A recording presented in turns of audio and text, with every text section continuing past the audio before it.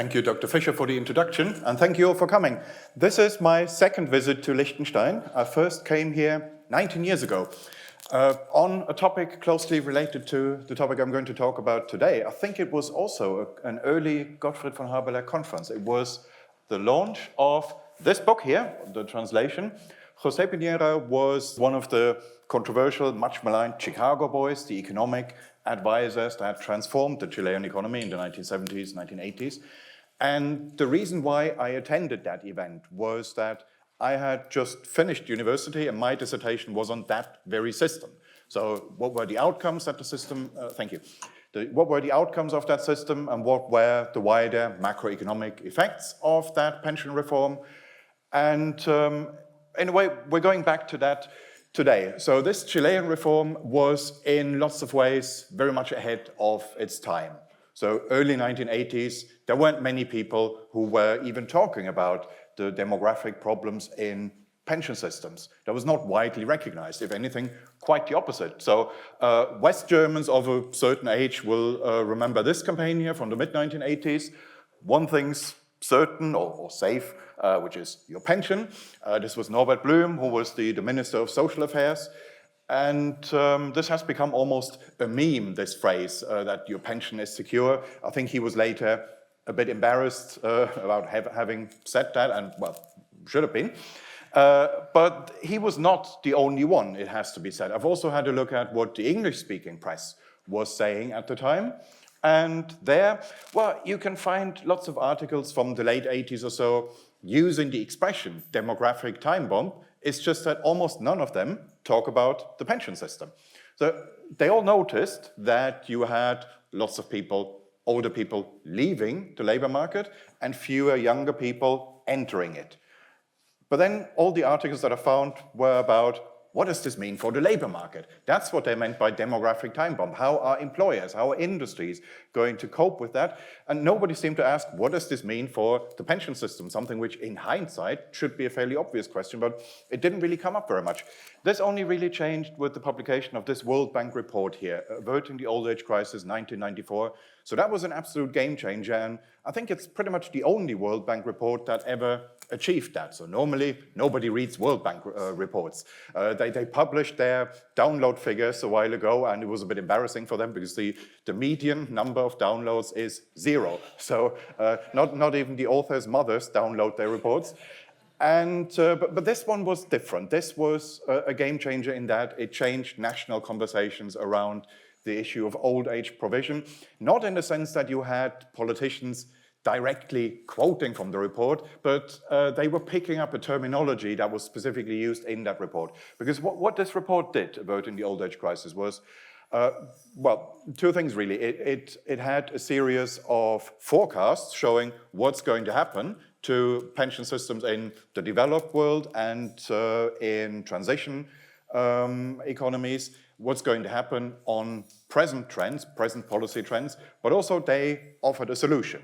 They came up with this idea of what they called the three-pillar system, where you would still have a pay-as-you-go element. There would be one pillar, which would be a state-organized safety net, but the main pillar, which would carry most of the weight, would be based on private pension funds. So private savings mediated through private pension funds. That would be the load-bearing pillar of that system. The third one was a sort of semi-formal voluntary savings pillar, something which just mostly happens on its own. You just need to make sure that you don't discourage it. But that was their solution at the time, their proposed solution. And well, what I've done for this paper that I've written for the conference is I've simply picked up this report again. I've read it again to check how well or how badly has it aged, and more importantly, how much closer are we actually to the system that they've proposed.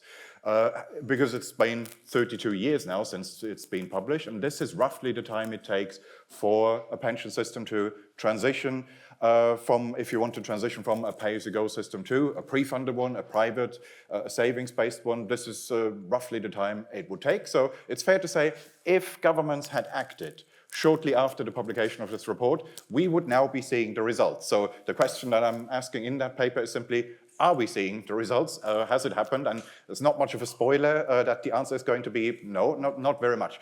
But first of all, it's worth pointing out, you can really see how this report changed the conversation. It made arguments which now seem mainstream, but which were still quite new at the time. So at first they said over the next 2 decades, payroll taxes are expected to rise, several percentage points, benefits, old age benefits will fall. This will intensify intergenerational conflict. And the second point that they made is that social security systems, pension systems based on the pay-as-you-go method, that they would discourage work, saving, and the formation of capital. So this is really 2 arguments in one. It was really two reports in one, you could say. The first point is about, well, how you are going to divide the economic pie between the retired population and the working population. And they simply projected that there was going to be a bigger slice of the pie, which would have to be reserved for the retired population, because there are more of them.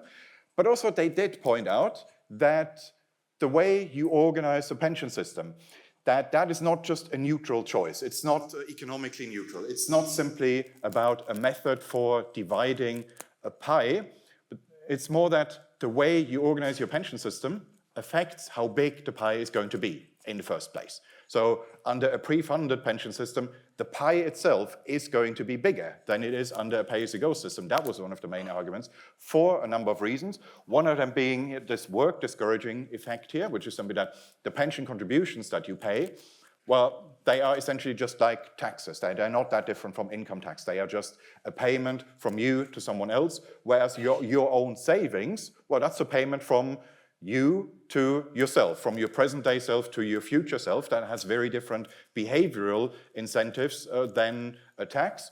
And of course, the reduction in savings and capital formation. So a pay-as-you-go system is a system under which funds never accumulate. So it's a zero-sum redistribution system. The state collects contributions, immediately pays them out again. So a state pension program never keeps the contributions for long. It collects them, immediately pays them out. There's no savings going on. Whereas in a pre-funded system, the whole point of it is to generate very long-term savings. You have savings that can accumulate over 40 years, 50 years, and other things equal, an economy that has a system like that is going to be a richer economy than an economy where that never happens.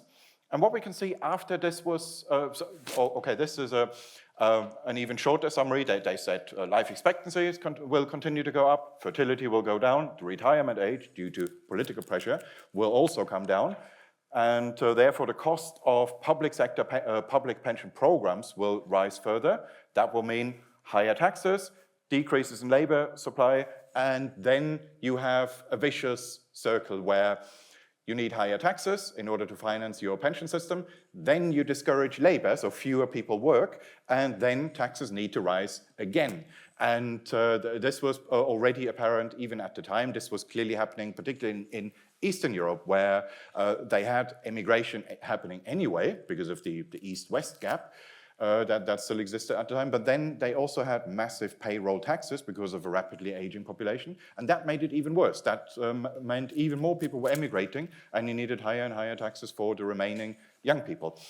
And this was the central projection, where they said that at the time the report was published, the cost of old age programs in OECD economies was around 8% of GDP, and they said by the second half of the 2020s, so now from our perspective, this would rise to above 15% of GDP. So this was their central projection. This is a graph from the original report.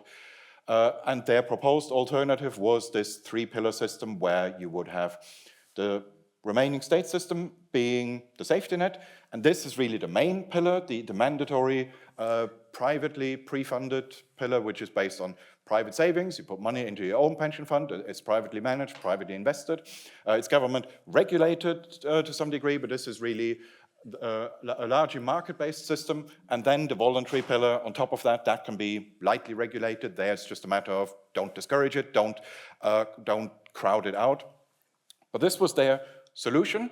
This is the famous World Bank three-pillar model, which, from what I've seen, Liechtenstein is probably the closest thing. So I'm not an expert on the system in this country, but from what I've seen from it, this seems to be the closest approximation of this World Bank report model. Switzerland as well, but we'll get there. What you can see is after this was published, you can see that vocabulary, these references to the three-pillar system or multi-pillar system being picked up by mainstream political parties. So these passages here are from the British general election 1997, the one where Tony Blair got elected. There you can see both the Labour Party and the Conservative Party were talking about occupational pensions and personal pensions. And this is clearly something that they must have picked up from the World Bank report. Even clearer in the German case, so the quotes from above are from the German federal election, 1998, where you can see even Social Democrats at the time were talking about a four-pillar system.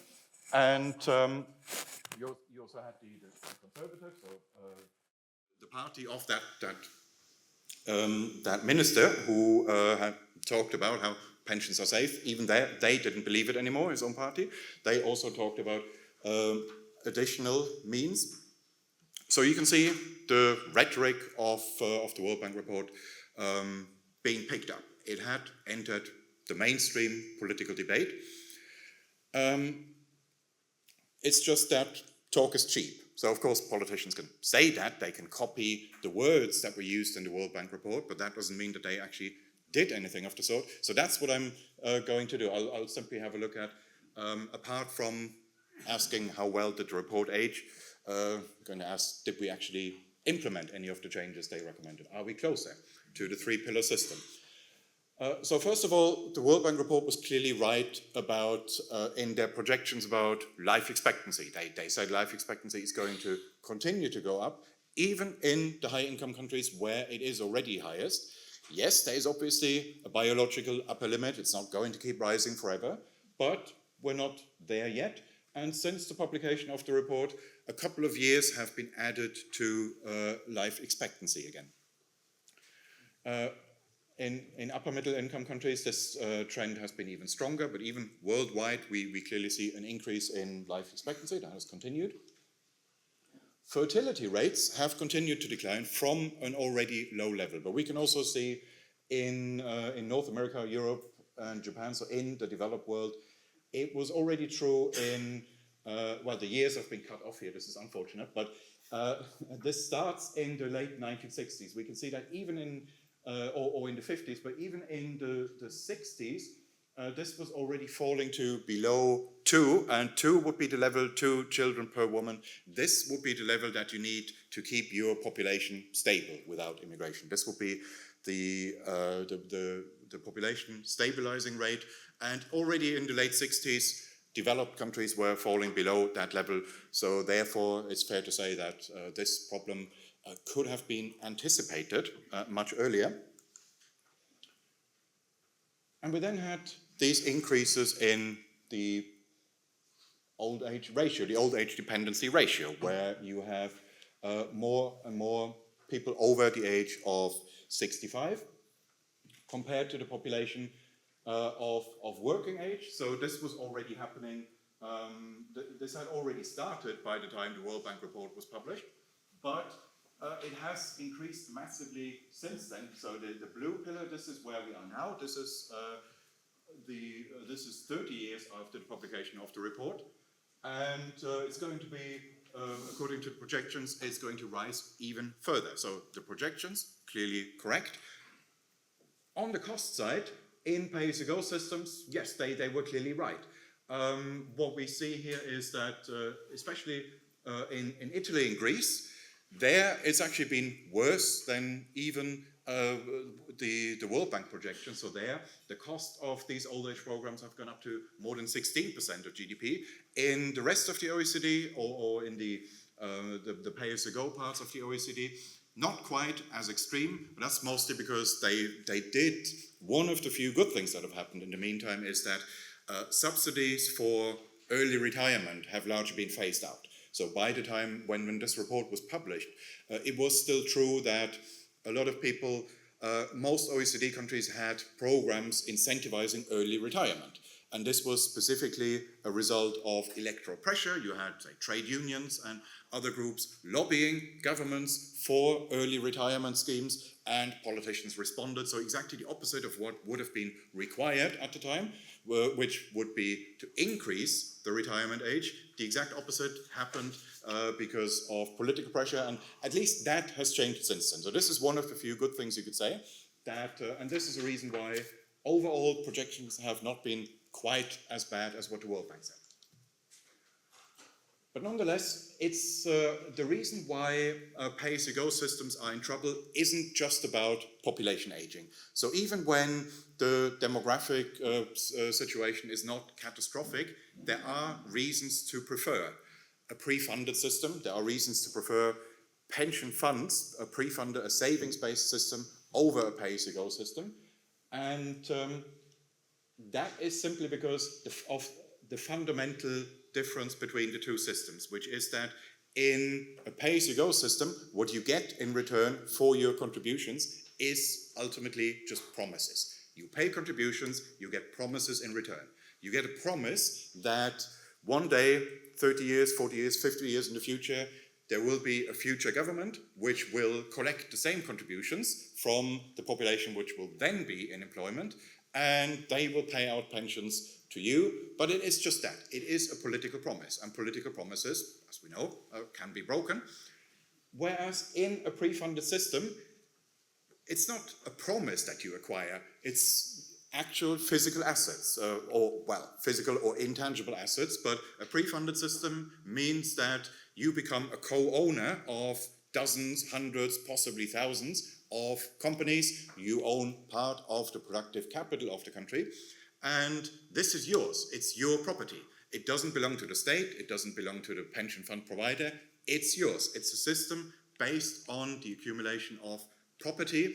It's a contractual system. You have a contract with a pension provider, and they cannot unilaterally change the terms of engagement in the way that the government can. They can't say, well, we had an election, we now have a different majority or whatever. No, you have a contract with a company and it specifies certain things and they are bound by that. It's a contractual system. And therefore, a pre-funded system, a pension fund system, is a system which is ultimately less political, or in an ideal world, even apolitical. It's simply you build up your savings and it's your business. It's not that the government determines what your old age living standard is going to be. And this is why I mentioned the Chilean system. What's interesting about that system is that it wasn't initially justified in demographic terms. I think they barely even mentioned it. They didn't say we're doing this because of an aging population, because Chile didn't actually have an aging population at the time. They did this for very different reasons. For them, it really was about depoliticizing the entire sphere of old age provision. They didn't want the government to be involved because they had a system, Chile had a system at the time, where which was characterized by intense lobbying. You had different groups lobbying the government for higher pension benefits, for lower contributions, and the ones that were best organized got it. And for them, for the Chicago boys who came up with this alternative, it was really about depoliticizing it. They said, well, we can have a fairer system, maybe even within the current framework, but it will come back. The lobbying will come back, the electoral pressures, all of that will come back. We want the government out altogether. So what they said in their early manifesto, which they wrote even before the military coup, so under the socialist government still, they said that in the system they were talking about final income depends on monthly savings and the number of years worked. There's no incentive for early retirement. What that means is simply if you retire early, if you retire too early in a pre-funded system, you're only hurting yourself. It just means you're taking away time for that you need to accumulate funds in your old age savings account. And if you're doing that, well, you're hurting yourself. You have no incentive to do that. Whereas in a pay-as-you-go system, well, the cost of that, you can pass on the bill to the next generation. And they also said that the system is contractual. It's a system based on contracts. And therefore, You cannot create specific benefits. You can't have a government promising, I'll organize higher benefits for, say, the people on this side of the room, and then in exchange you vote for me. No, I can't do that in a pre-funded system because, well, I haven't built up the savings, right? And therefore I can't promise things that don't exist. So it's an apolitical system. And as I said, it's not only an efficient solution to the pension problem, but it would also work as a mechanism for wealth accumulation in the hands of workers. And that's a point which was, this is where maybe the circle closes, that was a point emphasized by José Piñera in that event that I mentioned here from 19 years ago. He's a big believer in this idea that in a pension system based on private pension savings accounts, everybody is a capital owner. So this distinction between the worker on the one hand, the capitalist on the other hand, gradually disappears. And maybe that was a bit too idealistic. That's not exactly what happened under those systems, but there is some truth in that. And that was the justification of them. Now let's have a look in the remaining minutes at the pension systems of today. Which systems exist today that could be described as three-pillar systems, as systems that look more or less like what the World Bank report was advocating for in 1994? Well, the answer is not many. So this is, these are the total assets that are accumulated in private pension funds. And we can see there's only 7 or 8 countries where that number exceeds 100% of GDP. So the rule of thumb is that unless you have a very young population, if you want a system where old age savings are going to be the main pillar, the main source of old age incomes, you will need accumulated assets in pension funds of more than 100% of GDP. And yes, some countries have that. I haven't found exact data for Liechtenstein. Liechtenstein is, from what I've seen, definitely in that green category as well. And then there are a few which come close to that, where